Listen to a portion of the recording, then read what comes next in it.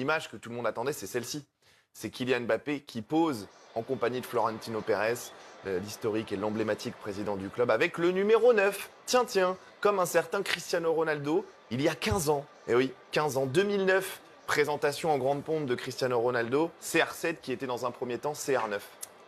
Effectivement. Et puis, comme il y a 14 ans également, cet été-là, Kylian Mbappé, enfant, était allé à Madrid où il était contacté pour peut-être intégrer le centre de formation, mais il en avait surtout profité pour rencontrer son idole de toujours, celui dont il a toujours eu le poster dans sa chambre. Il rêvait de lui succéder, il rêvait de jouer au Madrid, tout simplement. On a vu les images de la présentation de Cristiano Ronaldo. Cette image, bien évidemment, vous en avez parlé, l'idole de jeunesse de Kylian Mbappé qui avait dans sa chambre. Et cette photo, on la voit maintenant depuis des semaines.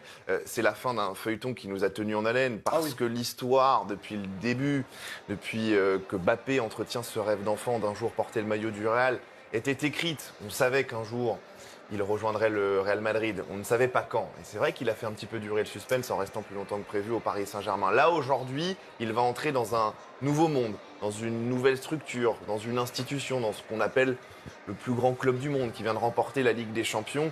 Il y a tellement d'interrogations. Tout cela est évidemment très passionnant. Il sait ce qu'il attend. La pression sera énorme. Évidemment, dès son premier match. Aujourd'hui, c'est festif. Aujourd'hui, c'est un grand jour. Aujourd'hui, c'est un baptême.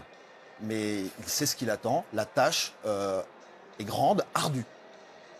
J'ai le souvenir sur l'une des biographies de Cristiano Ronaldo que Cristiano, quelques années après sa présentation, avait révélé avoir connu un stress immense, notamment dans le taxi qui le menait à Santiago Bernabéu, une nervosité ambiante de tous les instants parce qu'il savait que le moment qu'il allait vivre n'allait être sans commune mesure avec ce qu'il avait pu vivre avant. On peut imaginer aussi que là, Mbappé, tout Mbappé qu'il est, toute star mondiale, idole de tous les jeunes ou presque aujourd'hui, connaît des sensations surréalistes presque, j'ai envie d'employer ce terme. L'analogie avec Cristiano Ronaldo fonctionne à merveille encore une fois, puisque Cristiano était déjà un joueur star en Angleterre avant d'arriver au Real. C'est à peu près le cas, tout simplement, de Kylian Mbappé, qui va devoir... Peut-être même encore plus que Cristiano, non ? Peut-être plus, oui, déjà champion du monde et superstar. De toute façon, il suffit de voir les 85 000 personnes qui sont aujourd'hui au Santiago Bernabéu pour l'accueillir. Ils l'attendent. C'est un nouvel environnement. À lui de l'appréhender. Effectivement, nouvel environnement et nouveau statut. Nouveau statut pour lui. On sait très bien qu'à Paris, il était devenu un petit peu le patron du Mbappé SG, si je puis dire. À Madrid, c'est autre chose. Il est attendu comme un galactique, mais il devra faire ses preuves.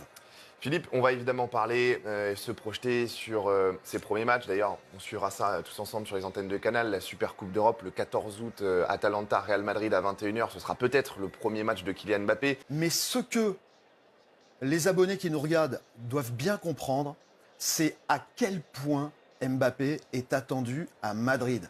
Petite anecdote, il m'est arrivé de discuter à Madrid avec des supporters de l'Atlético. Ça vous arrive, ça ? Ça m'arrive. Le club rival. Eh bien, vous savez quoi ? Eux-mêmes sont les premiers satisfaits, pour ne pas dire heureux, de l'arrivée d'Mbappé au Real, le club concurrent. Alors, question, pourquoi ? Vous savez pourquoi ?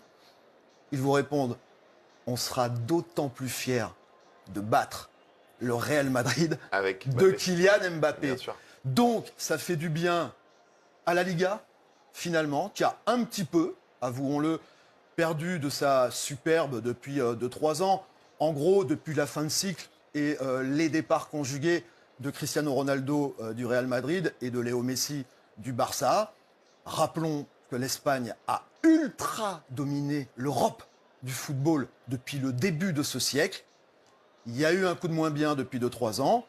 Avec Mbappé, c'est tout un éclat qui va peut-être refleurir. Là, il arrive à un moment quand même important de l'histoire de l'Espagne, dans la mesure où son club, donc son nouveau club, est tenant du titre de la Ligue des Champions. Bien sûr.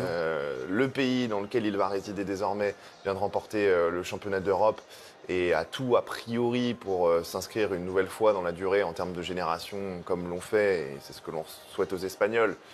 Pas trop quand même par rapport à nous, bien sûr, français, mais dans la perspective de la prochaine Coupe du Monde, des jeunes joueurs comme Lamine Yamal qui se sont révélés. Donc c'est tout un contexte aussi qui va mettre une pression forcément particulière. Après, Mbappé la connaît depuis maintenant des années au Paris Saint-Germain, cette pression, mais il va découvrir quelque chose de nouveau. Et il y a quelques trophées aussi au passage. Eh bien oui, quelques trophées, ça, on n'en manque pas au Real Madrid. Ce qui nous rappelle qu'il s'agit aussi évidemment d'un choix de carrière particulièrement important et décisif pour Mbappé.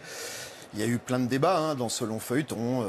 Certains trouvaient que Mbappé avait raison de rester un petit peu à Paris, en devenant pourquoi pas le premier à conquérir une Coupe d'Europe, une Ligue des Champions avec le PSG pour marquer l'histoire.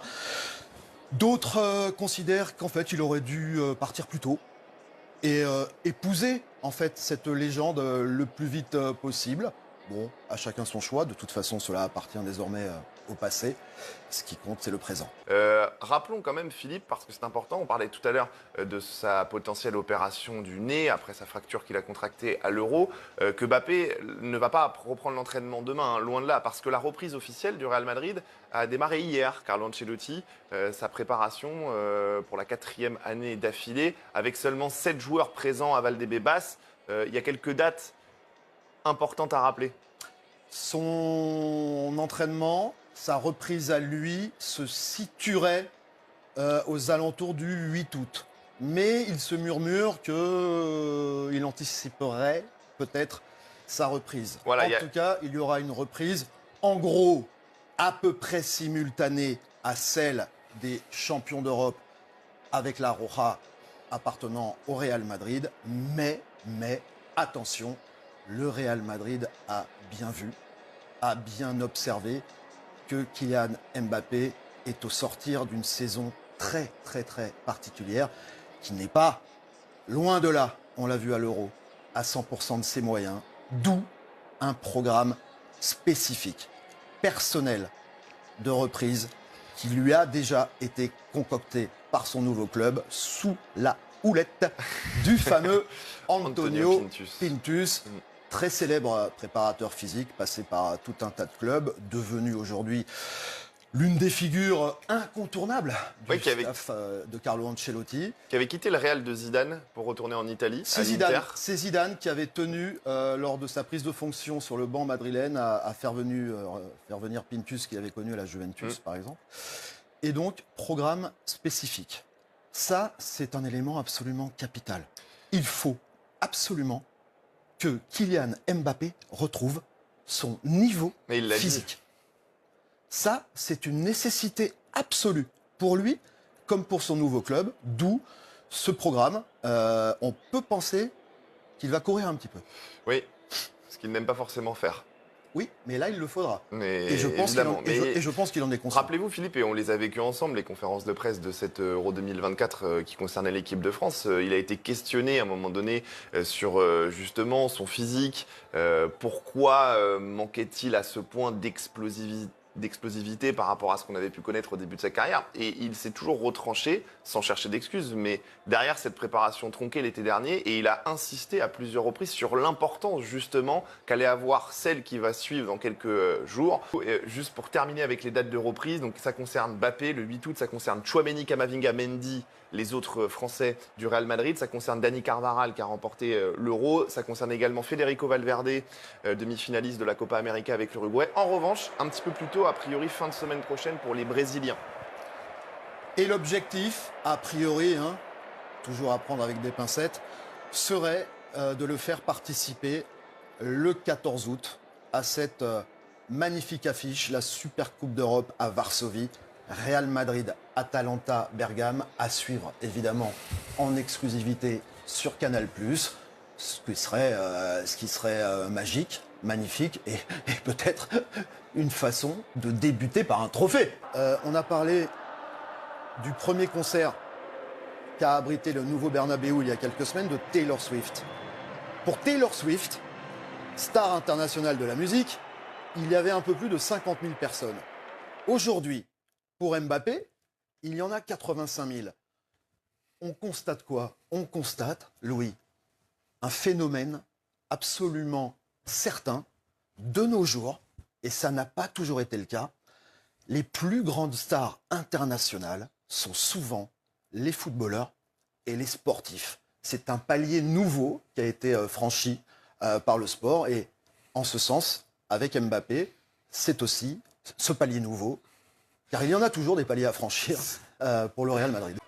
Alors, tout s'est bien passé concernant la visite médicale. Les infos qu'on peut vous donner quand même, parce que c'est important, Bien concernant sûr. sa fracture du nez. Parce qu'on ne sait toujours pas si Mbappé va se faire opérer ou non dans les prochains jours. Pour le moment, il n'y a pas de décision prise, que ce soit par le corps médical du Real Madrid, mais surtout par le joueur. Il se pourrait qu'il se fasse opérer dans les jours qui arrivent, et la décision sera prise, que l'on peut vous dire à l'heure qu'il est aujourd'hui, dans les prochaines heures. Très rapidement, forcément, et effectivement, si la décision d'une opération est prise, cette opération se fera très rapidement, évidemment avant la reprise de l'entraînement.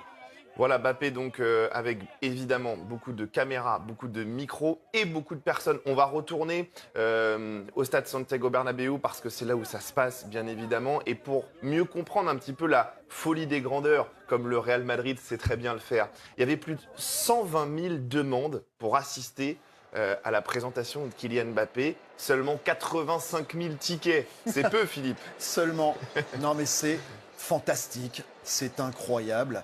Il y a des gens dans ce stade aujourd'hui qui viennent de tous les pays du monde, de France notamment, mais aussi par exemple d'Amérique du Sud, du Mexique. Il y a eu un engouement absolument formidable. Ça y est, Kylian Mbappé est un joueur officiel du Real Madrid. Le Real Madrid a officiellement présenté Kylian Mbappé. Salut à toi et bienvenue dans cette vidéo. Dans cette vidéo, on va parler de Kylian Mbappé, on va parler de sa présentation au Santiago Bernabéu. Mais avant de commencer, si tu me découvres à travers cette vidéo, ici nous on parle de foot, ici nous on est passionné par le foot. Le foot c'est notre passion, donc si tu es intéressé par la thématique et surtout si tu aimes ce genre de contenu, n'hésite pas à t'abonner et d'activer la cloche de notification pour ne rien manquer des prochaines vidéos qui vont arriver sur la chaîne. Si c'est pour est parti, alors Kylian Mbappé a été officiellement présenté au Santiago Bernabéu cet après-midi. Les amis, ce que j'ai vu là, depuis Cristiano Ronaldo, je n'avais plus jamais vu une telle cérémonie. C'est incroyable. 85 000 personnes au stade. 85 000 personnes au stade. C'est un truc de malade mental. Kylian Mbappé, il a vraiment la pression. Tu ne peux pas être accueilli ainsi et décevoir sur le terrain. Il a intérêt à répondre sur le terrain. Il a vraiment intérêt. Cette cérémonie était vraiment incroyable. Tu avais du Zidane, tu avais du Raoul, tu avais plein d'autres légendes qui est au stade, qui acclamaient Kylian. Et ce qui m'a plu, c'est que Kylian, il a parlé en espagnol. Et ça veut beaucoup dire. Ça veut beaucoup dire, les amis. Lorsque tu arrives dans un pays et tu arrives rapidement à t'adapter, c'est-à-dire à parler la langue du pays, tu es aimé. Tu es aimé.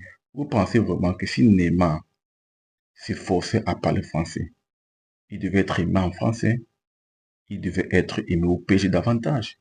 Mais comme il ne voulait pas apprendre le français, bah, ça fait en sorte que l'amour que les supporters avaient pour lui s'est complètement dégradé.